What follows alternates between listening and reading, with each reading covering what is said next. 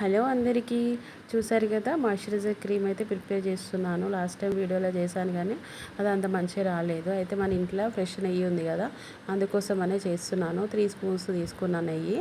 ఇంకా నేను 100 టైమ్స్ కాదు, ఇంకెక్కువనే తిప్పాను. అందుకే ఫాస్ట్గా పెట్టానండి.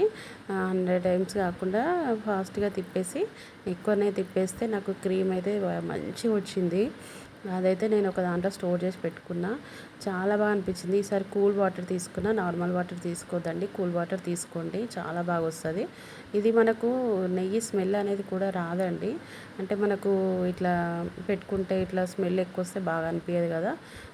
చూడండి ఎంత తేడా ఉందో, షైనింగ్ కూడా అనిపిస్తుంది. నేను ఇందులో స్టోర్ చేసి పెట్టుకున్నాను. చాలా బాగా అనిపించింది. మీకు ఎలా అనిపించింది అనేది కామెంట్ బాక్స్లో షేర్ చేయండి. నా ఛానల్కి ఎవరైతే కొత్తగా వచ్చారో ఖచ్చితంగా సబ్స్క్రైబ్ చేసుకొని లైక్ చేయండి, షేర్ చేయండి, కామెంట్ చేయండి. ఎప్పుడు చెప్పేది ఒకటే అండి, నాకైతే ఒక లైక్ ఇచ్చి వెళ్ళండి, నాకు మోటివేషన్గా ఉంటుంది. Okay, bye.